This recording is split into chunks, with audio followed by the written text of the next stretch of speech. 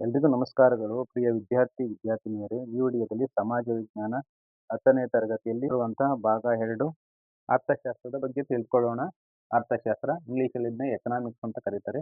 ಅಧ್ಯಾಯ 30 ಗ್ರಾಮೀಣಾಭಿವೃದ್ಧಿ. ಗ್ರಾಮೀಣಾಭಿವೃದ್ಧಿ ಅಂದ್ರೆ ರೂರಲ್ ಡೆವಲಪ್ಮೆಂಟ್. ಗ್ರಾಮೀಣಾಭಿವೃದ್ಧಿ ಪದದ ಅರ್ಥ ಗ್ರಾಮಗಳನ್ನು ಅಭಿವೃದ್ಧಿ ಮಾಡೋದು, ಬೆಳವಣಿಗೆ ಹೊಂದೋದು ಅಂತ ಇದರ ಅರ್ಥ. ಈ ಅಧ್ಯಾಯದಲ್ಲಿ ಈ ಚಾಪ್ಟರ್ ಅಲ್ಲಿ ಕೆಳಗಿನ ಅಂಶಗಳನ್ನು ತಿಳಿತೀವಿ ನಾವೆಲ್ಲರೂ. ಪ್ರಿಯ ವಿದ್ಯಾರ್ಥಿನಿಯರೇ, ಮೊದಲ ಅಂಶ ಗ್ರಾಮೀಣಾಭಿವೃದ್ಧಿ ಅರ್ಥ ಮತ್ತು ಮಹತ್ವ.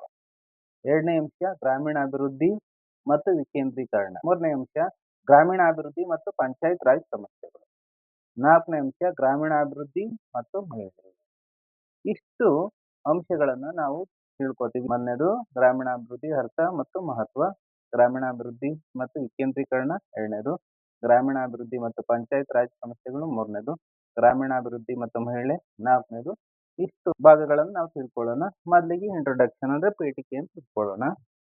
ಅದಕ್ಕೆ ನಮ್ಮನ್ನ ಯಾರೆಲ್ಲ ನಮ್ಮ ಯೂಟ್ಯೂಬ್ ಚಾನಲ್ ನೋಡ್ತಾ ಇದ್ದೀರಾ, ದಯವಿಟ್ಟು ಸಬ್ಸ್ಕ್ರೈಬ್ ಮಾಡ್ಕೊಳ್ಳೋದು ಮರಿಬೇಡಿ. ಸಬ್ಸ್ಕ್ರೈಬ್ ಮಾಡ್ಕೊಂಡವರು ಲೈಕ್ ಮಾಡಿ, ಶೇರ್ ಮಾಡಿ, ಕಮೆಂಟ್ ಮಾಡಿ. ಪೀಠಿಕೆಗೆ ಬರೋಣ. ಭಾರತ ಹಳ್ಳಿಗಳ ದೇಶ.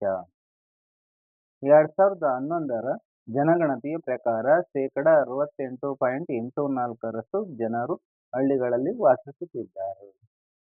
ರಾಷ್ಟ್ರಪಿತ ಮಹಾತ್ಮ ಗಾಂಧಿಯವರು ಬಹು ಹಿಂದೆಯೇ ಭಾರತದ ನೈಜ ಅಭಿವೃದ್ಧಿ ಎಂದರೆ ಅದು ಗ್ರಾಮಗಳ ಅಭಿವೃದ್ಧಿ ಎಂದಿದ್ದಾರೆ. ಭಾರತ ಇಂಡಿಯಾಕ್ಕೆ ಬಂದಾಗ ನಮ್ಮ ದೇಶ ಹಳ್ಳಿಗಳ ದೇಶವಾಗಿದೆ.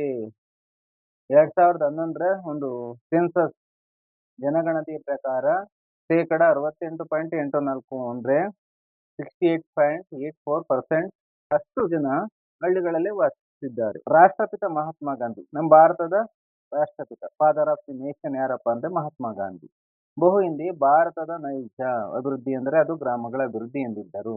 ಭಾರತದ ನೈಜ ಅಂದ್ರೆ ನಿಜವಾಗಿಯೂ ರಿಯಲ್ ಆಗಿ ಅಭಿವೃದ್ಧಿ, ಬೆಳವಣಿಗೆ, ಡೆವಲಪ್ ಅಂದ್ರೆ ಅದು ಗ್ರಾಮಗಳ ಅಭಿವೃದ್ಧಿ ಎಂದರು. ಅದು ಗ್ರಾಮಗಳ ಬೆಳವಣಿಗೆ ಅಂತ ಕರೆದಿದ್ರು. ಯಾರಪ್ಪ ಅಂದ್ರೆ ನಮ್ಮ ಮಹಾತ್ಮ ಗಾಂಧೀಜಿಯವರು.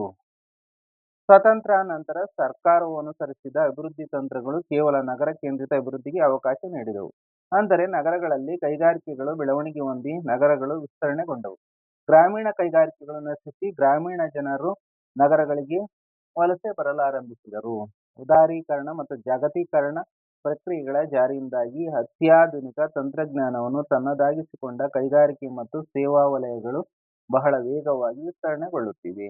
ಈ ವಲಯಗಳಲ್ಲಿನ ಬಹುತೇಕ ಅವಕಾಶಗಳು ನಗರವಾಸಿಗಳ ಪಾಲಾಗುತ್ತಿವೆ. ಆಧುನಿಕ ಜೀವನ ಶೈಲಿಯಲ್ಲಿ ನಗರಗಳು ಪ್ರಕಾಶಿಸತೊಡಗಿವೆ. ಇಲ್ಲಿ ಸ್ವಾತಂತ್ರ್ಯ ನಂತರ 1947 ಆಗಸ್ಟ್ 15ರ ನಂತರ ಭಾರತ ಸರ್ಕಾರ ಅನುಸರಿಸಿದ ಅಭಿವೃದ್ಧಿ ತಂತ್ರಗಳು, ಬೆಳವಣಿಗೆಯ ಒಂದು ತಂತ್ರಗಳು, ಡೆವಲಪ್ಮೆಂಟ್ ಟೆಕ್ನಿಕ್ಸ್ ಕೇವಲ ನಗರ ಸ್ಥಿತಿಗಳಿಗೆ ಮಾತ್ರ ಕೇಂದ್ರಿತ ಅಭಿವೃದ್ಧಿ ಅವಕಾಶ ನೀಡಿದೆ. ಕೇಂದ್ರಿತ ಅಭಿವೃದ್ಧಿ ಅಂದ್ರೆ ನಗರಗಳಲ್ಲೇ ಕೈಗಾರಿಕೆಗಳು ಸ್ಥಾಪನೆಗೊಂಡು ನಗರಗಳು ಹೆಚ್ಚು ಬೆಳವಣಿಗೆ ಹೊಂದು ಉದ್ಯೋಗಾವಕಾಶಗಳು ದೊರೆತು ಜನರ ಜೀವನ ಮಟ್ಟ ಚೆನ್ನಾಯಿತು. ಅಂದ್ರೆ ನಗರಗಳಲ್ಲಿ ಕೈಗಾರಿಕೆಗಳು ಬೆಳವಣಿಗೆ ಹೊಂದಿ ನಗರಗಳು ವಿಸ್ತರಣೆಗೊಂಡವು. ಅಂದ್ರೆ ನಗರಗಳಲ್ಲಿ ಕೈಗಾರಿಕೆಗಳು ಬೆಳವಣಿಗೆ ಹೊಂದುತ್ತವೆ, ಅಭಿವೃದ್ಧಿ ಹೊಂದುತ್ತವೆ, ನಗರಗಳು ವಿಸ್ತರಣೆ ಬಹಳ ಅಗಲವಾಗಿ ತನ್ನ ವಿಸ್ತಾರವನ್ನ ನಗರಗಳು ಮಾಡಿಕೊಂಡವು. ಗ್ರಾಮೀಣ ಕೈಗಾರಿಕೆಗಳು ರೂರಲ್ ಇಂಡಸ್ಟ್ರಿಯಲ್ ನಶಿಸಿ ಅಂದ್ರೆ ನಾಶ ಹೊಂದಿದ್ದು ಗ್ರಾಮೀಣ ಜನರು ನಗರಗಳಿಗೆ ವಲಸೆ ಬರಲಾರಂಭಿಸಿದರು. ಗ್ರಾಮೀಣ ಜನರು ಏನ್ ಮಾಡ್ತಾರಪ್ಪ ಅಂದ್ರೆ, ವಿದ್ಯಾವಂತ ಜನರು ಶಿಕ್ಷಣ ಹೆಚ್ಚಾದಂಗೆ ಅವ್ರಿಗೆ ಉದ್ಯೋಗ ಇಲ್ಲದವಾದಾಗ ವಲಸೆಯನ್ನ ಬರಲು ಪ್ರಾರಂಭ ಮಾಡ್ತಾರೆ ನಗರಗಳಿಗೆ. ಉದಾರೀಕರಣ ಮತ್ತು ಜಾಗತೀಕರಣ ಪ್ರಕ್ರಿಯೆಗಳು. ಉದಾರೀಕರಣ ಅಂದ್ರೆ ಏನಪ್ಪಾ ಅಂದ್ರೆ ಎಲ್ಲ ಸರಕು ಸೇವೆಗಳು ಮುಕ್ತವಾಗಿ ತೆರಿಗೆ ಇಲ್ಲದಂತೆ ಒಂದು ರಾಷ್ಟ್ರದಿಂದ ಇನ್ನೊಂದು ರಾಷ್ಟ್ರಕ್ಕೆ ಸಂಚರಿಸ್ತವೆ, ಸೇಲ್ ಆಗ್ತವೆ, ಸರಬರಾಜು ಆಗ್ತವೆ. ಜಾಗತೀಕರಣ ಅಂದ್ರೇನು? ಜಗತ್ತೇ ಅಂತರ್ಜಾಲದ ಮೂಲಕ ಎಲ್ಲಾ ರಾಷ್ಟ್ರಗಳು ಒಂದು ಪುಟ್ಟ ಹಳ್ಳಿಯಾಗಿ ಕೆಲಸವನ್ನ ಮಾಡ್ತವೆ. ಎಲ್ಲ ನೀವು ಮೊಬೈಲಲ್ಲೆಲ್ಲ ಪ್ರತಿಯೊಂದು ರಾಷ್ಟ್ರದಲ್ಲಿ ಏನೇನು ಬದಲಾವಣೆಗಳಾಗ್ತಿದಾವೆ, ಏನೇನು ಕೆಲಸ ಕಾರ್ಯಗಳಾಗ್ತಿದಾವೆ ಅನ್ನೋದನ್ನ ನೀವು ಅಂತರ್ಜಾಲದ ಮೂಲಕ ಜಾಗತೀಕರಣ ಪ್ರಕ್ರಿಯೆಯಲ್ಲಿ ತಿಳ್ಕೋಬಹುದು. ಅತ್ಯಾಧುನಿಕ ತಂತ್ರಜ್ಞಾನವನ್ನು ತನ್ನದಾಗಿಸಿಕೊಂಡ ಕೈಗಾರಿಕೆ ಮತ್ತು ಸೇವಾ ವಲಯಗಳು ಬಹಳ ವೇಗವಾಗಿ ವಿಸ್ತರಣೆಗೊಳ್ಳುತ್ತಿವೆ.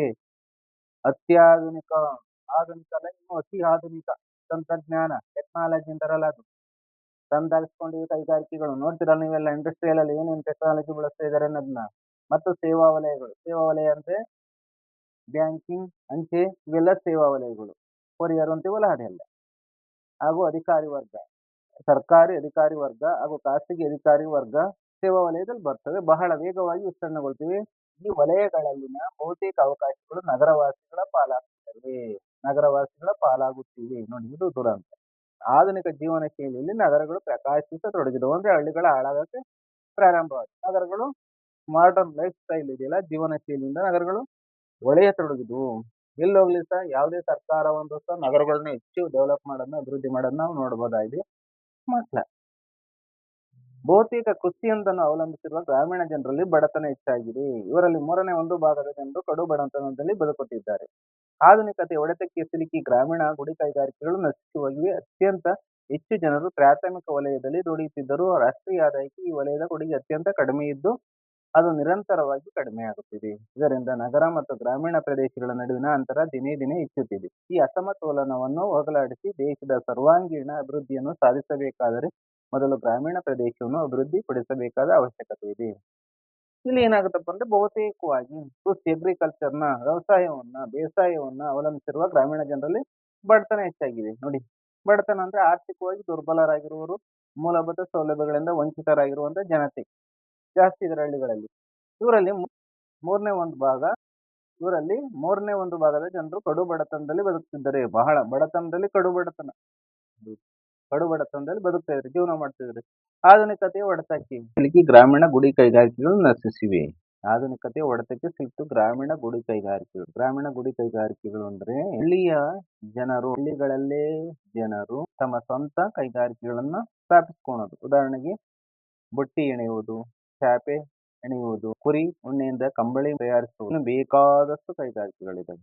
ನಾನು ಸಣ್ಣವನ ಸ್ವಲ್ಪ ಹೇಳ್ತೀನಿ. ಗ್ರಾಮೀಣ ಗುಡಿ ಕೈಗಾರಿಕೆಗಳಂದ್ರೆ ಹಳ್ಳಿಯ ಭಾಗದ ಜನರು ತಮ್ಮಲ್ಲಿ ಸ್ವಂತ ಕೈಗಾರಿಕೆಗಳನ್ನ ಸ್ಥಾಪನೆ ಮಾಡ್ಕೊಳೋದು. ಉದಾಹರಣೆಗೆ ಬುಟ್ಟಿ ಎಣೆಯುವುದು, ಚಾಪೆ ತಯಾರಿಸುವುದು, ಮಗ್ಗದಿಂದ ಬಟ್ಟೆ ತಯಾರಿಸುವುದು, ಅಡಿಕೆ ಬಟ್ಟೆಯಿಂದ ಊಟದ ತಟ್ಟೆಗಳನ್ನ ತಯಾರಿಸುವುದು, ಇನ್ನು ಮುಂತಾದವು ಗುಡಿ ಕೈಗಾರಿಕೆಗಳು. ನಶಿಸಿ ಹೋಗಿವೆ, ಹಾಳಾಗೋಗಿವಲ್ವಾ. ಅತ್ಯಂತ ಹೆಚ್ಚು ಜನರು ಪ್ರಾಥಮಿಕ ವಲಯದಲ್ಲಿ ದುಡಿಯುತ್ತಿದ್ದರು. ರಾಷ್ಟ್ರೀಯ ಆದಾಯಕ್ಕೆ ಈ ವಲಯದ ಕೊಡುಗೆ ಅತ್ಯಂತ ಕಡಿಮೆ ಇದ್ದು ಅದು ನಿರಂತರವಾಗಿ ಕಡಿಮೆ ಆಗ್ತಿದೆ. ಈ ರಾಷ್ಟ್ರೀಯ ಆದಾಯಕ್ಕೆ ಪ್ರಾಥಮಿಕ ವಲಯದಲ್ಲಿ ಅಂದ್ರೆ ಪ್ರಾಥಮಿಕ ವಲಯ ಯಾವ್ದಪ್ಪ ಅಂದ್ರೆ ಅರ್ಥವ್ಯವಸ್ಥೆಯಲ್ಲಿ ಪ್ರಾಥಮಿಕ ವಲಯ ಅಂದ್ರೆ ಕೃಷಿ, ಗಣಿಗಾರಿಕೆ, ಹೈನುಗಾರಿಕೆ, ನೈಸರ್ಗಿಕ ಸಂಪನ್ಮೂಲಗಳನ್ನ ಬಳಸ್ಕೊಂಡು ಕೆಲಸ ಮಾಡೋದು, ದುಡಿಯೋದು. ರಾಷ್ಟ್ರೀಯ ಆದಾಯಕ್ಕೆ ನ್ಯಾಷನಲ್ ಇನ್ಕಮ್ ಅಂತೀವಲ್ಲ, ರಾಷ್ಟ್ರದ ಆದಾಯಕ್ಕೆ ಈ ವಲಯದ ಕೊಡುಗೆ ಅತ್ಯಂತ ಕಡಿಮೆ ಇದ್ದು, ಬಹಳ ಕಡಿಮೆ ಇದೆ. ಅಂದ್ರೆ ರಾಷ್ಟ್ರೀಯ ಆದಾಯಕ್ಕೆ ಕೊಡುಗೆಯನ್ನು ಕೊಡೋದು ಕಡಿಮೆ ಇದೆ, ಅದು ಪ್ರಾಥಮಿಕ ವಲಯ. ಅದೇ ದ್ವಿತೀಯ ವಲಯದಲ್ಲಿರುವಂತಹ ಕೈಗಾರಿಕೆಗಳಿಂದ ಹೆಚ್ಚಿನ ರಾಷ್ಟ್ರೀಯ ಆದಾಯ ದೇಶಕ್ಕೆ ಸಂದಾಯ ಆಗ್ತದೆ. ಇದರಿಂದ ನಗರ ಮತ್ತು ಗ್ರಾಮೀಣ ಪ್ರದೇಶಗಳ ನಡುವಿನ ಅಂತರ ದಿನೇ ದಿನೇ ಹೆಚ್ಚುತ್ತಿದೆ. ನಗರಗಳು ಅಂದ್ರೆ ಚೆನ್ನಾಗಿದ್ದಾವೆ, ಗ್ರಾಮೀಣ ಭಾಗಗಳು ಅಂದ್ರೆ ಸರಿ ಇಲ್ಲ, ಚೆನ್ನಾಗಿಲ್ಲ. ನಗರಕ್ಕೆ ಹೋಗಿ ಎಲ್ಲ ಜೀವನ ಮಾಡೋದು, ಲೈಫ್ ಸ್ಟೈಲ್ ಆಗೋದು ಇವತ್ತಿನ ಯುವತಿಯರಲ್ಲಿ ಬಹಳ ಕಂಪಲ್ಸರಿ ಆಗಿದೆ. ಹಳ್ಳಿಗಳಲ್ಲಿ ಯಾರು ಇರಲ್ಲ. ಯಾಕಂದ್ರೆ ದಿನೇ ದಿನೇ ನಡುವಿನ ಅಂತರ ಅಂದ್ರೆ ಗ್ರಾಮೀಣ ಮತ್ತು ನಗರ ಪ್ರದೇಶಗಳ ಅಂತರ ಜಾಸ್ತಿ ಆಗ್ತಿದೆ. ಅಸಮತೋಲನಕ್ಕೆ ಇಂಬ್ಯಾಲೆನ್ಸ್ ಅಂತೀವಿ. ಈ ಅಸಮತೋಲನ ಅಂದ್ರೆ ಗ್ರಾಮೀಣ ಮತ್ತು ನಗರ ಪ್ರದೇಶಗಳ ನಡುವಿನ ಅಂತರವನ್ನ ಕಡಿಮೆ ಮಾಡಲು ದೇಶದ ಸರ್ವಾಂಗೀಣ ಅಭಿವೃದ್ಧಿಯನ್ನು ಸಾಧಿಸಬೇಕಾದ್ರೆ ಮೊದಲು ಗ್ರಾಮೀಣ ಪ್ರದೇಶವನ್ನು ಅಭಿವೃದ್ಧಿಪಡಿಸಬೇಕಾದ ಅವಶ್ಯಕತೆ ಇದೆ. ಫಸ್ಟ್ ಪಾಯಿಂಟ್ ಅರ್ಥ ಮತ್ತು ಮಹತ್ವ. Meaning and importance. ಗ್ರಾಮೀಣಾಭಿವೃದ್ಧಿ ಅರ್ಥ ಏನಾಗಾದ್ರೆ ಗ್ರಾಮೀಣಾಭಿವೃದ್ಧಿ ಅಂದ್ರೆ ಗ್ರಾಮೀಣಾಭಿವೃದ್ಧಿಯು ಬಹು ವಿಸ್ತಾರವಾದ ಅರ್ಥವ್ಯಾಪ್ತಿಯನ್ನು ಹೊಂದಿದೆ. ಅದು ಗ್ರಾಮೀಣ ಪ್ರದೇಶದಲ್ಲಿ ಕೃಷಿ ಮತ್ತು ಕೃಷಿ ಸಂಬಂಧಿತ ಚಟುವಟಿಕೆಗಳ ಅಭಿವೃದ್ಧಿಯ ಜೊತೆಗೆ ವಸತಿ, ಶಿಕ್ಷಣ, ಆರೋಗ್ಯ, ನೈರ್ಮಲ್ಯ, ಸಾರಿಗೆ ಸಂಪರ್ಕ ಮುಂತಾದ ಸಾಮಾಜಿಕ ಮತ್ತು ಆರ್ಥಿಕ ಮೂಲ ಸೌಲಭ್ಯಗಳ ಅಭಿವೃದ್ಧಿಗೆ, ಉದ್ಯೋಗ ನಿರ್ಮಾಣ, ಸಾಮಾಜಿಕ ಕಲ್ಯಾಣ ಮುಂತಾದ ಹಲವಾರು ಚಟುವಟಿಕೆಗಳನ್ನು ಒಳಗೊಂಡಿರುವ ವಿಸ್ತೃತ ಅಭಿವೃದ್ಧಿ ಕಾರ್ಯಕ್ರಮವಾಗಿದೆ. ಗ್ರಾಮೀಣಾಭಿವೃದ್ಧಿ ಬಹು ವಿಸ್ತಾರವಾದ ಅರ್ಥವ್ಯಾಪ್ತಿ, ಬಹಳ ವ್ಯಾಪಕವಾದ ಅರ್ಥವ್ಯಾಪ್ತಿಯನ್ನು ಹೊಂದಿದೆ. ಅದು ಹಳ್ಳಿಯ ಭಾಗದಲ್ಲಿ ಅಂದ್ರೆ ಗ್ರಾಮೀಣ ಪ್ರದೇಶದಲ್ಲಿ ಕೃಷಿ, ವ್ಯವಸಾಯ, ಅಗ್ರಿಕಲ್ಚರ್ ಮತ್ತು ಕೃಷಿ ಸಂಬಂಧಿತ ಚಟುವಟಿಕೆಗಳ ಅಭಿವೃದ್ಧಿ ಅಂದ್ರೆ ಕೃಷಿ ಸಂಬಂಧಿತ ಚಟುವಟಿಕೆಗಳಂದ್ರೆ ಹೈನುಗಾರಿಕೆ, ಪಶುಪಾಲನೆ ಅಂತೀವಲ್ಲ ಅದು ಇನ್ನು ಮುಂತಾದ ಚಟುವಟಿಕೆಗಳು. ಈ ಕೃಷಿಯಿಂದ ಉತ್ಪಾದಿಸಿದಂತ ವಸ್ತುಗಳಿಂದ ಕೈಗಾರಿಕೆಗಳಿಗೆ ಬಳಸ್ತಾರಲ್ಲ ಕಚ್ಚಾ ಮಾಲುಗಳು, ಅದು ಸಾಗ್ತದೆ.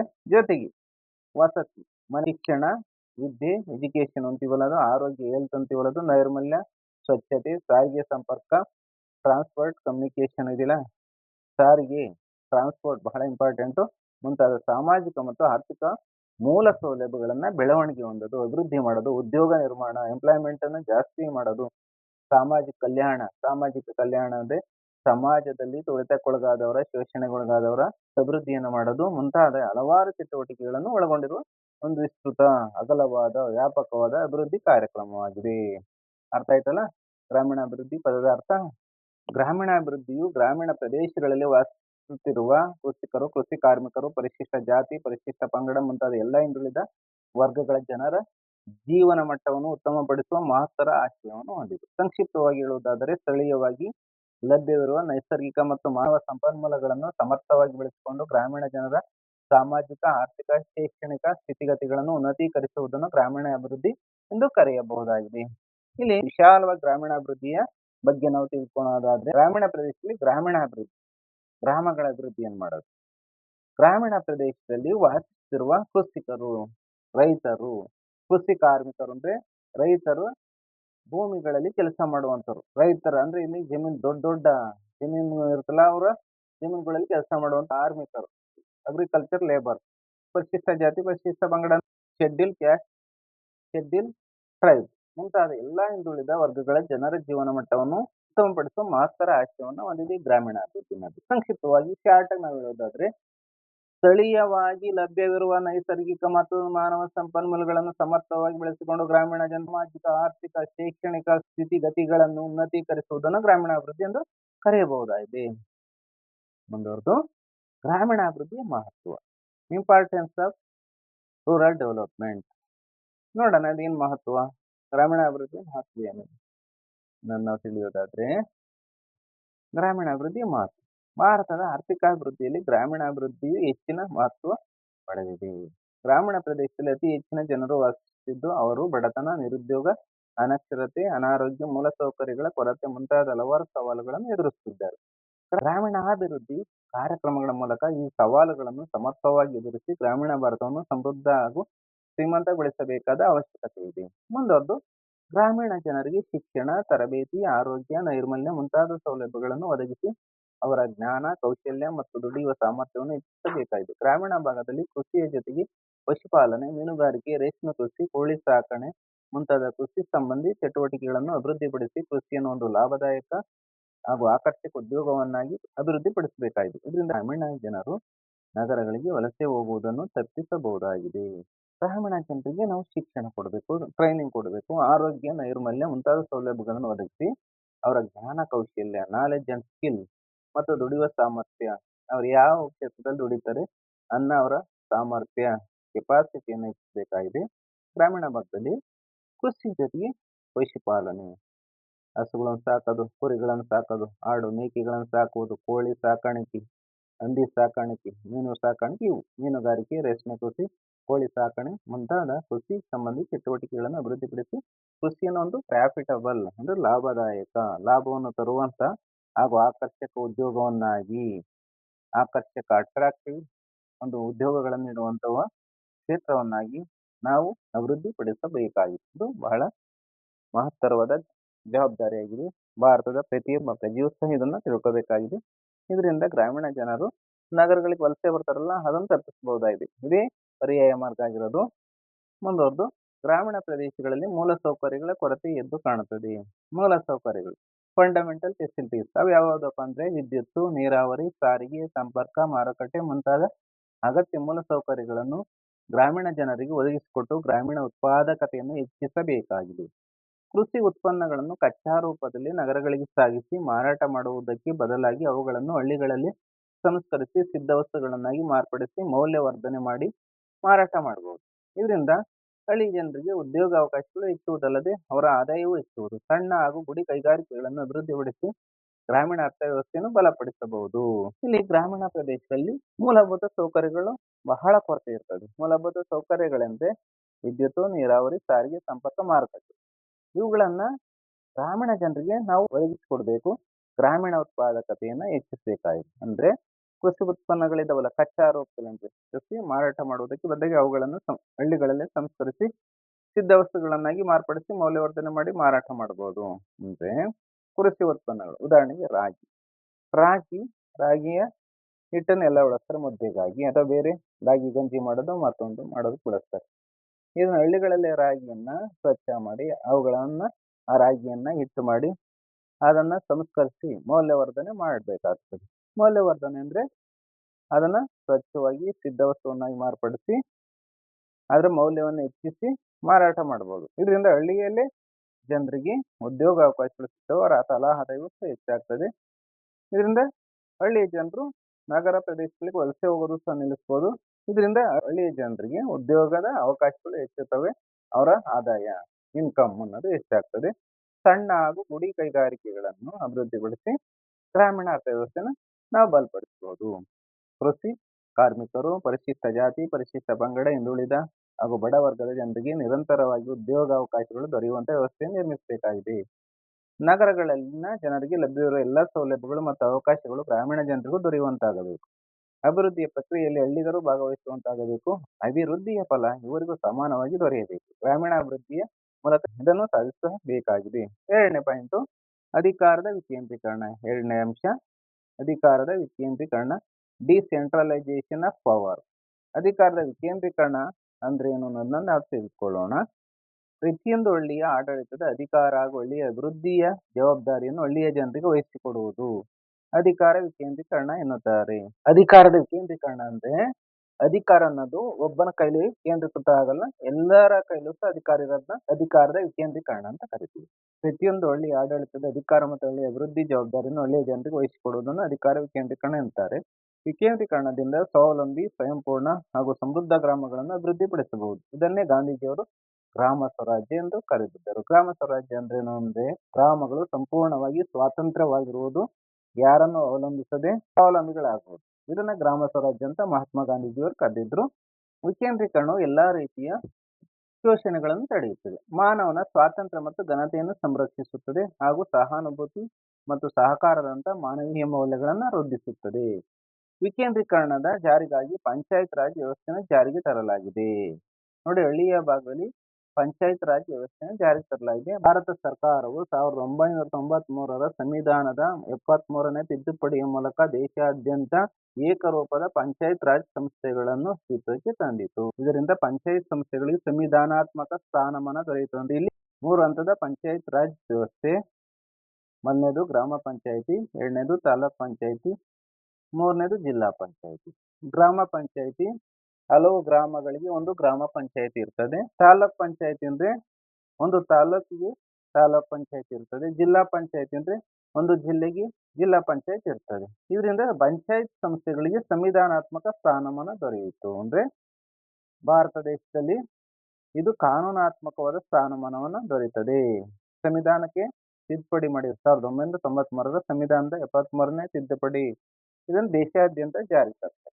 ಈ ತಿದ್ದುಪಡಿ ಪ್ರಕಾರ 3 ಹಂತದ 3 ಟೈರ್ ಸಿಸ್ಟಮ್ ಪಂಚಾಯತ್ಗಳು ಅಸ್ತಿತ್ವಕ್ಕೆ ಬಂತು. ಗ್ರಾಮ ಪಂಚಾಯತ್, ತಾಲೂಕ್ ಪಂಚಾಯತ್, ಜಿಲ್ಲಾ ಪಂಚಾಯತ್. ಇವು 3 ಟೈರ್ ಸಿಸ್ಟಮ್ ಪಂಚಾಯತ್ಗಳು.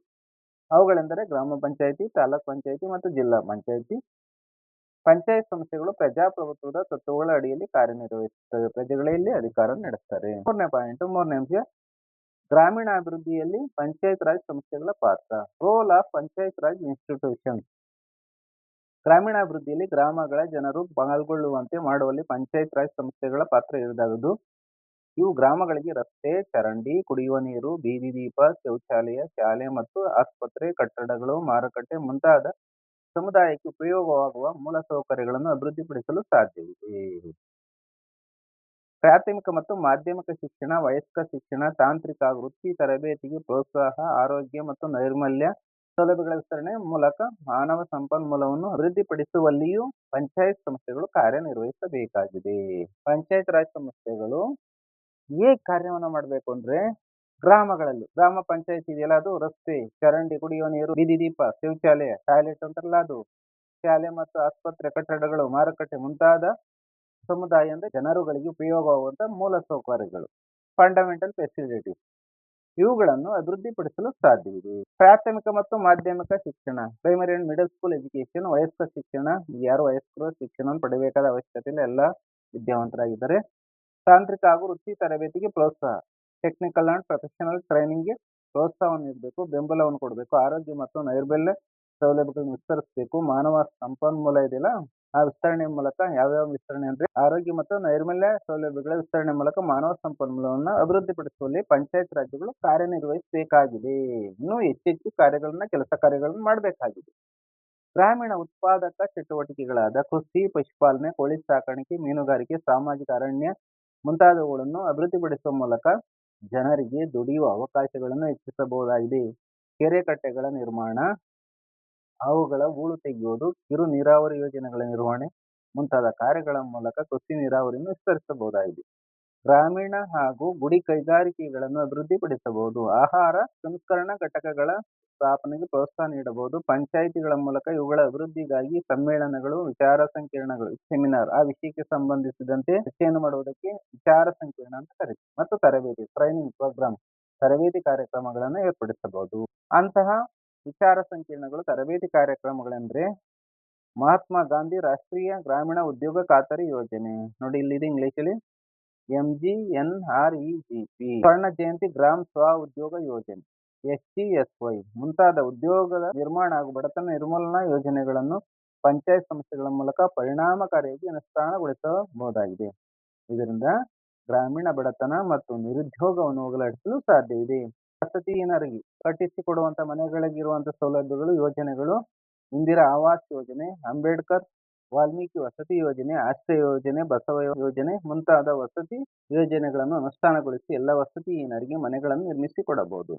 ಸುವರ್ಣ ಗ್ರಾಮೋದಯ ಯೋಜನೆ ಮೂಲಕ ಮೂಲಭೂತ ಸೌಕರ್ಯಗಳನ್ನು ಬಲಪಡಿಸಬಹುದು. ಗ್ರಾಮಗಳಲ್ಲಿನ ಪಡಿತರ ವ್ಯವಸ್ಥೆಯನ್ನು ಬಲಪಡಿಸಿ ಅರ್ಹ ಬಡ ಜನರಿಗೆ ಅಗತ್ಯ ಆಹಾರ ಧಾನ್ಯಗಳು ಸಮರ್ಪಕವಾಗಿ ದೊರೆಯುವಂತೆ ಮಾಡಬಹುದು. ಗ್ರಾಮಗಳಲ್ಲಿನ ವಯೋವೃದ್ಧರು, ಅಂಗವಿಕಲರು, ವಿಧವೆಯರು, ಮಾನಸಿಕ ಅಸ್ವಸ್ಥರು ಮುಂತಾದವರನ್ನು ಗುರುತಿಸಿ ಅವರಿಗೆ ಸರ್ಕಾರದಿಂದ ಸಿಗಬಹುದಾದ ಸೌಲಭ್ಯಗಳನ್ನು ದೊರಕಿಸಿಕೊಡುವ ಮೂಲಕ ಸಮಾಜ ಕಲ್ಯಾಣ ಸೇವೆಗಳನ್ನು ಒದಗಿಸಬಹುದಾಗಿದೆ. ಮಹಿಳಾ ಸ್ವಸಹಾಯ ಸಂಘಗಳನ್ನು ಸಂಘಟಿಸಿ ಉತ್ಪಾದಕ ಚಟುವಟಿಕೆಗಳನ್ನು ಪ್ರೋತ್ಸಾಹಿಸಿ ದೇಶದ ಅಭಿವೃದ್ಧಿಯಲ್ಲಿ ಮಹಿಳೆಯರು ಸಕ್ರಿಯವಾಗಿ ಪಾಲ್ಗೊಳ್ಳುವಂತೆ ಮಾಡಬಹುದು. ಗ್ರಾಮೀಣ ಜಾತ್ರೆಗಳು, ಹಬ್ಬ ಹರಿದಿನಗಳ ಮೂಲಕ ಸಾಮಾಜಿಕ ಮತ್ತು ಸಾಂಸ್ಕೃತಿಕ ಚಟುವಟಿಕೆಗಳಿಗೆ ಪ್ರೋತ್ಸಾಹಿಸಬಹುದು. ಇದರಿಂದ ಗ್ರಾಮೀಣ ಕಲೆಗಳು ಬೆಳವಣಿಗೆ ಹೊಂದಿ ಗ್ರಾಮೀಣ ಸಂಸ್ಕೃತಿ ಶ್ರೀಮಂತಗೊಳ್ಳುತ್ತದೆ. ಒಟ್ಟಿನಲ್ಲಿ ಗ್ರಾಮೀಣ ಪ್ರದೇಶಗಳ ಸರ್ವಾಂಗೀಣ ಅಭಿವೃದ್ಧಿಯಲ್ಲಿ, ಅಲ್ಲಿನ ಬಡತನ ಮತ್ತು ನಿರುದ್ಯೋಗವನ್ನು ಹೋಗಲಾಡಿಸುವಲ್ಲಿ, ಸ್ವಾವಲಂಬಿ ಮತ್ತು ಸಮೃದ್ಧ ಬದುಕನ್ನು ಕಟ್ಟಿಕೊಡುವಲ್ಲಿ, ಪ್ರಜಾಪ್ರಭುತ್ವವನ್ನು ಗಟ್ಟಿಗೊಳಿಸುವಲ್ಲಿ ಪಂಚಾಯತ್ ರಾಜ್ ಸಂಸ್ಥೆಗಳು ಬಹು ಮಹತ್ವದ ಪಾತ್ರವನ್ನು ನಿರ್ವಹಿಸುತ್ತವೆ. ಗ್ರಾಮೀಣಾಭಿವೃದ್ಧಿಯಲ್ಲಿ ಪಂಚಾಯತ್ ರಾಜ್ ಸಂಸ್ಥೆಗಳು ಈ ಮೇಲೆ ಪ್ರಸ್ತಾಪಿಸಿರುವ ಎಲ್ಲಾ ಕಾರ್ಯಗಳನ್ನು ಕೈಗೊಂಡಿದ್ದು ಅಭಿವೃದ್ಧಿಯ ಪಥದಲ್ಲಿ ನಡೆಯುತ್ತಿರುವುದನ್ನು ಕಾಣಬಹುದಾಗಿದೆ. 4.4ನೇ ಅಂಶ, ಅಭಿವೃದ್ಧಿಯಲ್ಲಿ ಮಹಿಳೆ, ವುಮೆನ್ ಇನ್ ಡೆವಲಪ್ಮೆಂಟ್. ಮಾನವ ಬದುಕಿನಲ್ಲಿ ಮಹಿಳೆ ತಾಯಿಯಾಗಿ, ಹೆಂಡತಿಯಾಗಿ, ಸೊಸೆಯಾಗಿ, ಮಗಳಾಗಿ ನಾನಾ ರೀತಿಯ ಕರ್ತವ್ಯಗಳನ್ನು ನಿರ್ವಹಿಸುತ್ತಾಳೆ. ಮಾನವನ ಬದುಕು ರೂಪುಗೊಳ್ಳುವುದೇ ಮಹಿಳೆಯಿಂದ. ಅವಳು ಮನೆಯೊಳಗೆ ದುಡಿಯುವುದಲ್ಲದೆ ಮನೆಯ ಹೊರಗೆ ಕೃಷಿಕಳಾಗಿ, ಕಾರ್ಮಿಕಳಾಗಿ, ನೌಕರಳಾಗಿ, ಅಧಿಕಾರಿಯಾಗಿ, ಉದ್ಯಮಿಯಾಗಿ, ನೀತಿ ನಿರೂಪಕಳು ಆಗಿಂದ ಆಂಕರ್, ಟಿವಿಗಳಲ್ಲಿ ಆಂಕರಿಂಗ್ ಮಾಡ್ತಾರೆ ನೋಡಿದಿರಲ್ಲ, ಅದು ಪುರುಷರಿಗೆ ಸರಿ ಸಮಾನವಾಗಿ ದುಡಿಯುತ್ತಿದ್ದಾಳೆ. ಹಾಗಾಗಿ ದೇಶದ ಅಭಿವೃದ್ಧಿಯಲ್ಲಿ, ಅದರಲ್ಲೂ ವಿಶೇಷವಾಗಿ ಗ್ರಾಮೀಣಾಭಿವೃದ್ಧಿಯಲ್ಲಿ ಮಹಿಳೆಯ ಪಾತ್ರ ನಿರ್ಣಾಯಕವಾದುದು. ಕೃಷಿ, ಪಶುಪಾಲನೆ, ಮೀನುಗಾರಿಕೆ, ರೇಷ್ಮೆ ಕೃಷಿ, ತೋಟಗಾರಿಕೆ, ಪುಷ್ಪ ಕೃಷಿ, ಕೋಳಿ ಸಾಕಾಣಿಕೆ ಕ್ಷೇತ್ರದಲ್ಲಿ ಮಹಿಳೆಯರು ಹೆಚ್ಚಾಗಿ ದುಡಿಯುತ್ತಿದ್ದಾರೆ. ಮಹಿಳೆಯರು ಯಾವ್ಯಾವ ಕ್ಷೇತ್ರದಲ್ಲಿ ಹೆಚ್ಚಾಗಿ ದುಡಿತಿದ್ದಾರಪ್ಪ ಅಂತ ಈಗಿನ ಸಮಯದಲ್ಲಿ? ಕೃಷಿ, ಅಗ್ರಿಕಲ್ಚರ್ ಅಲ್ಲಿ, ಪಶುಪಾಲನೆ ಅಂದ್ರೆ ಕುರಿ ಕೋಳಿ ಸಾಕಾಣಿಕೆ ಇಂಥದ್ದು, ಹಸುಗಳನ್ನು ಸಾಕೋದು, ಸೀಮೆ ಹಸುಗಳನ್ನು ಸಾಕುವುದು, ಆಕಳುಗಳನ್ನು ಸಾಕುವುದು, ಮೀನುಗಾರಿಕೆ ಮೀನುಗಳನ್ನು ಸಾಕುವುದು, ರೇಷ್ಮೆ ಕೃಷಿ ಸೆರಿಕಲ್ಚರ್ ರೇಷ್ಮೆ ಹುಳುಗಳನ್ನು ಸಾಕುವುದು, ತೋಟಗಾರಿಕೆ ತೋಟದಲ್ಲಿ ಹಣ್ಣಿನ ಬೆಳೆಗಳನ್ನು ಬೆಳೆಯೋದು, ತೋಟ ಅಂದ್ರೆ ಅಡಿಕೆ ತೋಟ, ತೆಂಗಿನ ತೋಟ, ಏಲಕ್ಕಿ ತೋಟ, ಕಾಫಿ ತೋಟ, ಈ ರೀತಿ. ಪುಷ್ಪ ಕೃಷಿ ಅಂದ್ರೆ ಹೂವಿನ ಕೃಷಿ, ಹೂಗಳನ್ನು ಬೆಳೆಯೋದು. ಕೋಳಿ ಸಾಕಾಣಿಕೆ ಕ್ಷೇತ್ರದಲ್ಲಿ ಮಹಿಳೆಯರು ಹೆಚ್ಚಾಗಿ ದುಡಿಯುತ್ತಿದ್ದಾರೆ. ಕೋಳಿ ಸಾಕಾಣಿಕೆ ಕೋರ್ಟ್ ಫಾರ್ಮ್ ಅಲ್ಲಿ ಹೆಚ್ಚಾಗಿ ಕೆಲಸ ಮಾಡ್ತಿದ್ದಾರೆ. ಕೃಷಿ ಕಾರ್ಮಿಕರಲ್ಲಿಯೂ ಮಹಿಳೆಯರೇ ಹೆಚ್ಚಾಗಿದ್ದಾರೆ. ಕೃಷಿ ಕೆಲಸವನ್ನು ಮಾಡ್ತಾರಲ್ಲ, ಜಾಸ್ತಿ ಕೆಲ್ಸಕ್ಕೆ ಹೋಗ್ತಾರಲ್ಲ ಕಾರ್ಮಿಕರು, ಅದರಲ್ಲೂ ಸಹ ಮಹಿಳೆಯರೇ ಹೆಚ್ಚಾಗಿದ್ದಾರೆ. ಉದಾಹರಣೆಗೆ ಭತ್ತವನ್ನ ನಾಟಿ ಮಾಡ್ಬೇಕಾದ್ರೆ ಭತ್ತದ ಸಸಿಗಳನ್ನು ನೆಟ್ಟಿ ಮಾಡಕ್ ಹೋಗ್ತಾರೆ, ಅದನ್ನು ಕುಯ್ಯಕ್ ಹೋಗ್ತಾರೆ, ಅದನ್ನು ಸ್ವಚ್ಛ ಮಾಡಕ್ ಹೋಗ್ತಾರೆ. ರಾಗಿನೂ ಸಹ ಅದೇ ರೀತಿ ಇರ್ತದೆ. ವಿದ್ಯಾವಂತ ಮಹಿಳೆಯರು ಅರ್ಥವ್ಯವಸ್ಥೆ ವಿವಿಧ ಕ್ಷೇತ್ರಗಳಲ್ಲಿ ನಾನಾ ರೀತಿಯ ಉದ್ಯೋಗಗಳಲ್ಲಿ ಯಶಸ್ವಿಯಾಗಿ ಕಾರ್ಯನಿರ್ವಹಿಸುತ್ತಿದ್ದಾರೆ. ಎಜುಕೇಟೆಡ್ ವುಮೆನ್ಸ್ ಇದಾರಲ್ಲ, ವಿದ್ಯಾವಂತ ಮಹಿಳೆಯರು, ಅರ್ಥವ್ಯವಸ್ಥೆ ಎಕನಾಮಿಕ್ ಸಿಸ್ಟಮ್ ಇದೆಯಲ್ಲ, ಅಲ್ಲಿ ವಿವಿಧ ಕ್ಷೇತ್ರಗಳಲ್ಲಿ, ವಿವಿಧ ಕ್ಷೇತ್ರ ಅಂದ್ರೆ ಬ್ಯಾಂಕಿಂಗ್ ಇರ್ಬೋದು, ಶಿಕ್ಷಕ ವೃತ್ತಿ ಇರ್ಬೋದು, ಪೈಲಟ್ ಇರ್ಬೋದು, ಆಟ ಓಡಿಸ್ತಾ ಇರ್ಬೋದು, ಮತ್ತೊಂದಿರ್ಬೋದು, ನಾನಾ ರೀತಿಯ ಉದ್ಯೋಗಗಳಲ್ಲಿ ಯಶಸ್ವಿಯಾಗಿ ಕಾರ್ಯನಿರ್ವಹಿಸ್ತಿದ್ದಾರೆ ನೋಡಿ ಇವತ್ತಿನ ಮಹಿಳೆಯರು. ಕಚೇರಿಗಳು ಅಂದ್ರೆ ಆಫೀಸ್ಗಳು, ವ್ಯಾಪಾರಿ ಸಂಸ್ಥೆಗಳು, ವ್ಯಾಪಾರಿ ಮಾಡ್ತಾ ಇರುವಂತ ಸಂಸ್ಥೆಗಳು, ವ್ಯಾಪಾರ ಮಾಡ್ತಾವಲ್ಲ, ಬಿಸ್ನೆಸ್ ಮಾಡ್ತಾವಲ್ಲ, ಅವು ಇನ್ಸ್ಟಿಟ್ಯೂಟ್, ಉದಾಹರಣೆ ಡಿಮಾರ್ಟ್. ಶಿಕ್ಷಣ ಸಂಸ್ಥೆಗಳು, ಎಜುಕೇಶನಲ್ ಇನ್ಸ್ಟಿಟ್ಯೂಟ್ಸ್ ಬೇಕಾದಷ್ಟು ಇವತ್ತು ಖಾಸಗಿಯವರ ಎಜುಕೇಶನಲ್ ಇನ್ಸ್ಟಿಟ್ಯೂಟ್ಸ್ ಇದು ಶಿಕ್ಷಣ ಸಂಸ್ಥೆಗಳಿಗೆ. ಅಲ್ಲಿ ಯಥೇಚ್ಛವಾಗಿ 95% 95% ಎಲ್ಲ ಶಿಕ್ಷಣ ಸಂಸ್ಥೆಗಳಲ್ಲೂ, ಶಾಲಾ ಕಾಲೇಜುಗಳಲ್ಲೂ ಮಹಿಳೆಯರೇ ಶಿಕ್ಷಕಿ, ಶಿಕ್ಷಕೇತರ ಕೆಲಸಗಳಲ್ಲಿ ಕಾರ್ಯಗಳನ್ನು ನಿರ್ವಹಿಸ್ತಿದ್ದಾರೆ. ಆಸ್ಪತ್ರೆಗಳು, ಹಾಸ್ಪಿಟಲ್ಸ್, ವೃದ್ಧಾಶ್ರಮಗಳು, ವಯಸ್ಸಾದವ್ರು ನೋಡ್ಕೊಳ್ಳುವಂತ ಆಶ್ರಮಗಳಿದ್ದಾವಲ್ಲ, ಈ ನಡುವೆ ವೃದ್ಧಾಶ್ರಮಗಳು ಜಾಸ್ತಿ ಆಗ್ಬಿಟ್ಟಿದೆ ನೋಡಿ ಭಾರತದಲ್ಲಿ. ಮುಂತಾದ ಕಡೆಗಳೆಲ್ಲ ಮಹಿಳೆಯರ ಸೇವೆ ಅಸಾಧಾರಣವಾದುದು. ಅಸಾಧಾರಣ ಅಂದ್ರೆ ವರ್ಣಿಸಲು ಅಸಾಧ್ಯವಾದುದು. ಅಲ್ಲದೆ ವಿದ್ಯಾವಂತ ಮಹಿಳೆ ಜನಸಂಖ್ಯಾ ನಿಯಂತ್ರಣದಲ್ಲಿ ಪ್ರಮುಖ ಪಾತ್ರ ನಿರ್ವಹಿಸುತ್ತಿದ್ದಾಳೆ. ಎಜುಕೇಟೆಡ್ ವುಮೆನ್, ವಿದ್ಯಾವಂತರಾಗಿರುವಂತಹ ಮಹಿಳೆ ಭಾರತ ದೇಶದಲ್ಲಿ ಈಗಲೇ ಚೀನಾವನ್ನು ಮೀರಿಸ್ಬಿಟ್ಟಿದೆ ಜನಸಂಖ್ಯೆಯಲ್ಲಿ. ಜನಸಂಖ್ಯೆ ನಿಯಂತ್ರಣ ಮಾಡಬೇಕು, ಪಾಪ್ಯುಲೇಷನ್ ಕಂಟ್ರೋಲ್ ಮಾಡಬೇಕು. ಅದರಲ್ಲೂ ಸಹ ವಿದ್ಯಾವಂತ ಮಹಿಳೆ ಪ್ರಮುಖ ಪಾತ್ರವನ್ನು ವಹಿಸ್ತಿದ್ದಾಳೆ. ಅಂದ್ರೆ ಜಾಸ್ತಿ ಮಕ್ಕಳಾಗ್ದಂಗೆ ಮಾಡ್ಕೊಳೋದು, ಬೇರೆಯವರು ಜಾಸ್ತಿ ಮಕ್ಕಳನ್ನು ಮಾಡ್ಕೊತಿದ್ರೆ ಅವ್ರಿಗೆ ತಿಳುವಳಿಕೆಯನ್ನು ಹೇಳೋದು, ಇದು ಜನಸಂಖ್ಯಾ ನಿಯಂತ್ರಣದ ಪ್ರಮುಖ ಪಾತ್ರ ವಿದ್ಯಾವಂತ ಮಹಿಳೆಯರಲ್ಲಿ ಇರೋದು. ನೋಡಿ ಇಲ್ಲಿ ಚಿತ್ರದಲ್ಲಿ ತೋರಿಸಿದರೆ ಕೃಷಿಯಲ್ಲಿ ಮಹಿಳೆ, ಕೃಷಿ ಕ್ಷೇತ್ರದಲ್ಲಿ ನೋಡಿ ಕೆಲಸ ಮಾಡ್ತಿದ್ರು, ಭತ್ತವನ್ನ ನಾಟಿ ಮಾಡ್ತಿದ್ದಾರೆ ಅಲ್ವಾ. ಹಾಗೆ ಇಲ್ಲಿ ಕೈಗಾರಿಕೆಯಲ್ಲಿ ಮಹಿಳೆ, ಗಾರ್ಮೆಂಟ್ಸ್ಗಳು ಇದಾವಲ್ಲ ನೋಡಿ, ಮಿಷಿನ್ಗಳು, ಪವರ್ ಮಿಷನ್ ಬಟ್ಟೆ ಹೊಲಿತಾ ಇದ್ದಾರೆ. ಪೈಲಟ್ ಆಗಿ ಮಹಿಳೆ ವಿಮಾನ ನೋಡಿಸ್ತಿದ್ದಾರೆ ನೋಡಿ, ಏರೋಪ್ಲೇನ್ ನೋಡಿಸ್ತಾ ಇದ್ದಾಳೆ. ಈ ಚಿತ್ರದಲ್ಲಿ ಗಮನಿಸ್ತಿದ್ರಲ್ವಾ ಮಕ್ಕಳ. ಮುಂದುವರೆದು ಮಹಿಳೆಯರು ರಾಜಕೀಯ ಕ್ಷೇತ್ರದಲ್ಲೂ ತಮ್ಮ ಛಾಪು ಮೂಡಿಸುತ್ತಿದ್ದಾರೆ. ಮಹಿಳೆಯರು ಪೊಲಿಟಿಕಲ್ ಫೀಲ್ಡ್, ರಾಜಕೀಯ ಕ್ಷೇತ್ರದಲ್ಲಿ ಛಾಪು ಅಂದ್ರೆ ವರ್ಚಸ್ಸು ಪ್ರಭಾವ, ವರ್ಚಸ್ಸನ್ನ ಬೀರ್ತಾ ಇದ್ದಾರೆ. ಗ್ರಾಮ ಪಂಚಾಯಿತಿಯಿಂದ ಮೊದಲುಗೊಂಡು ರಾಷ್ಟ್ರಪತಿಯವರೆಗೂ ಸರ್ಕಾರದ ವಿವಿಧ ಹಂತಗಳಲ್ಲಿ ರಾಜಕೀಯ ಮುಂದಾಳುಗಳಾಗಿ ಹಲವು ಜವಾಬ್ದಾರಿಗಳನ್ನು ನಿರ್ವಹಿಸುತ್ತಿದ್ದಾರೆ. ಗ್ರಾಮ ಪಂಚಾಯಿತಿಲಿ ಯಥೇಚ್ಛವಾಗಿ ಗ್ರಾಮ ಪಂಚಾಯಿತಿ ಸದಸ್ಯರು ಮಹಿಳೆಯರೇ ಇರ್ತಾರೆ. ರಾಷ್ಟ್ರಪತಿವರೆಗೂ ನೋಡಿ, ಗ್ರಾಮ ಪಂಚಾಯಿತಿ, ತಾಲೂಕ್ ಪಂಚಾಯಿತಿ, ಜಿಲ್ಲಾ ಪಂಚಾಯಿತಿ, ರಾಜ್ಯ ಸರ್ಕಾರ, ಕೇಂದ್ರ ಸರ್ಕಾರ, ರಾಷ್ಟ್ರಪತಿಯವರೆಗೂ. ಇಲ್ಲಿ ಯಾರು ರಾಷ್ಟ್ರಪತಿ? ದ್ರೌಪದಿ ಮುರ್ಮು ಅನ್ನೋರಿದ್ದಾರೆ ನೋಡಿ, ಮಹಿಳೆ ಅಲ್ವಾ. ಅಲ್ಲಿವರೆಗೂ ಸಹ ಸರ್ಕಾರದ ವಿವಿಧ ಹಂತಗಳಲ್ಲಿ ರಾಜಕೀಯ ಮುಂದಾಳುಗಳಾಗಿ, ರಾಜಕೀಯ ನಾಯಕರುಗಳಾಗಿ ಹಲವು ಜವಾಬ್ದಾರಿಗಳನ್ನು ಈ ಮಹಿಳೆಯರು ನಿರ್ವಹಿಸ್ತಾ ಇದ್ದಾರೆ. ಪಂಚಾಯತ್ ರಾಜ್ ಸಂಸ್ಥೆಗಳಲ್ಲಿ ಮಹಿಳೆಯರಿಗೆ ಮೀಸಲಾತಿ ಕಲ್ಪಿಸಿರುವುದರಿಂದ ಸಾಮಾನ್ಯ ಗ್ರಾಮೀಣ ಮಹಿಳೆಯು ಅಧಿಕಾರದ ಚುಕ್ಕಾಣಿ ಹಿಡಿದು ಗ್ರಾಮಗಳ ಅಭಿವೃದ್ಧಿಯಲ್ಲಿ ದುಡಿಯಲು ಅವಕಾಶವಾಗಿದೆ. ಪಂಚಾಯತ್ ರಾಜ್ ಸಂಸ್ಥೆಗಳು, ಗ್ರಾಮ ಪಂಚಾಯತಿ, ತಾಲೂಕ್ ಪಂಚಾಯತಿ, ಜಿಲ್ಲಾ ಪಂಚಾಯತಿಗಳಲ್ಲಿ ಮಹಿಳೆಯರಿಗೆ ರಿಸರ್ವ್ ಇದೆ. ಅಲ್ಲಿ ಮಹಿಳೆಯರಿಗೆ ರಿಸರ್ವ್ ಅಂದ್ರೆ ಆ ಕ್ಷೇತ್ರದಲ್ಲಿ ಮಹಿಳೆಯರೇ ಚುನಾವಣೆ ಸ್ಪರ್ಧಿಸಿ ಗೆಲ್ಲಬೇಕು. ಪುರುಷರು ಆ ಚುನಾವಣೆಯಲ್ಲಿ ಮಹಿಳೆಯರ ವಿರುದ್ಧ ನಿಂತ್ಕೊಳಕ್ ಸಾಧ್ಯ ಆಗಲ್ಲ. ಇಲ್ಲಿ ಮೀಸಲಾತಿ ಇರ್ತದೆ. ಸಾಮಾನ್ಯ ಗ್ರಾಮೀಣ ಮಹಿಳೆಯು ಅಧಿಕಾರದ ಚುಕ್ಕಾಣಿ, ಅಧಿಕಾರವನ್ನು ಇಟ್ಕೊಂಡು ಗ್ರಾಮಗಳ ಅಭಿವೃದ್ಧಿಯಲ್ಲಿ ದುಡಿಯಲು ಅವಕಾಶವಾಗಿದೆ. ಸದ್ಯದಲ್ಲಿ ಕರ್ನಾಟಕದ ಪಂಚಾಯತ್ ಸಂಸ್ಥೆಗಳಿಗೆ ಚುನಾಯಿತರಾಗಿರುವ ಸದಸ್ಯರುಗಳಲ್ಲಿ ಅರ್ಧಕ್ಕಿಂತ ಹೆಚ್ಚು ಮಹಿಳಾ ಸದಸ್ಯರಿರುವುದು ಮಹತ್ವದ ಅಂಶವಾಗಿದೆ. ಗ್ರಾಮೀಣ ಭಾಗದ ಎಲ್ಲಾ ಹಳ್ಳಿಗಳಲ್ಲಿ ಮಹಿಳಾ ಸ್ವಸಹಾಯ ಸಂಘ, ಸ್ತ್ರೀ ಶಕ್ತಿ ಸಂಘ ಇದಾವಲ್ಲ, ಅವನ್ನ ಮಹಿಳಾ ಸ್ವಸಹಾಯ ಸಂಘಗಳನ್ನ ಅಸ್ತಿತ್ವಕ್ಕೆ ತರಲಾಗಿದೆ. ಇವು ಗ್ರಾಮೀಣ ಬಡ ಮಹಿಳೆಯರನ್ನು ಸಂಘಟಿಸುವಲ್ಲಿ ಮತ್ತು ಅವರನ್ನು ಆರ್ಥಿಕ ಸ್ವಾವಲಂಬಿಗಳನ್ನಾಗಿ ಮಾಡುವಲ್ಲಿ ಮಹತ್ವದ ಪಾತ್ರ ವಹಿಸುತ್ತಿವೆ. ಅಂದ್ರೆ ಗ್ರಾಮೀಣ ಭಾಗದಲ್ಲಿ, ಹಳ್ಳಿಗಳಲ್ಲಿ ಸ್ತ್ರೀ ಶಕ್ತಿ ಸಂಘಗಳನ್ನ ಪ್ರಾರಂಭ ಮಾಡಲಾಗಿದೆ. ಗ್ರಾಮೀಣ ಭಾಗದಲ್ಲಿ ಬಡ ಮಹಿಳೆಯರನ್ನ ಸಂಘಟನೆ ಮಾಡ್ತಾರೆ, ಅವ್ರನ್ನ ಆರ್ಥಿಕವಾಗಿ ಆರ್ಥಿಕ ಸ್ವಾವಲಂಬಿಗಳಂದ್ರೆ ಹಣಕಾಸಿನ ಒಗ್ಗಟ್ಟಿನಿಂದ ಸ್ವತಂತ್ರಗೊಳ್ಳುವುದು. ಆರ್ಥಿಕ ಸ್ವಾವಲಂಬಿಗಳನ್ನಾಗಿ ಮಾಡುವಲ್ಲಿ ಮಹತ್ವದ ಪಾತ್ರ ನಿರ್ವಹಿಸುತ್ತಿದ್ದಾವೆ ಮಹಿಳಾ ಸ್ವಸಹಾಯ ಸಂಘ ಅಂದ್ರೆ ಸ್ತ್ರೀ ಶಕ್ತಿ ಸಂಘಗಳು. ಈ ಸಂಘಗಳ ಸದಸ್ಯರಾಗಿರುವ ಮಹಿಳೆಯರು ಇವುಗಳ ಮೂಲಕ ಸುಲಭವಾಗಿ ಸಾಲ ಪಡೆದು ಉತ್ಪಾದಕ ಚಟುವಟಿಕೆಗಳಲ್ಲಿ ಸಕ್ರಿಯವಾಗಿ ದುಡಿಯುತ್ತಿದ್ದಾರೆ. ಮುಂದೆ ಉತ್ಪಾದಕ ಚಟುವಟಿಕೆಗಳಂದ್ರೆ ಬುಟ್ಟಿ ಹೆಣೆಯುವುದು, ಚಾಪೆ ತಯಾರಿಸುವುದು, ಹ್ಯಾಂಡಲ್ ಅಂದ್ರೆ ಮೇಣದ ಬತ್ತಿಯನ್ನು ತಯಾರಿಸುವುದು ಮುಂತಾದ ಕ್ಷೇತ್ರಗಳಲ್ಲಿ ಸಕ್ರಿಯವಾಗಿ ಅಂದ್ರೆ ಅದರಲ್ಲೇ ತೊಡಗಿಸಿಕೊಂಡು ದುಡಿತಾ ಇದ್ದಾರೆ.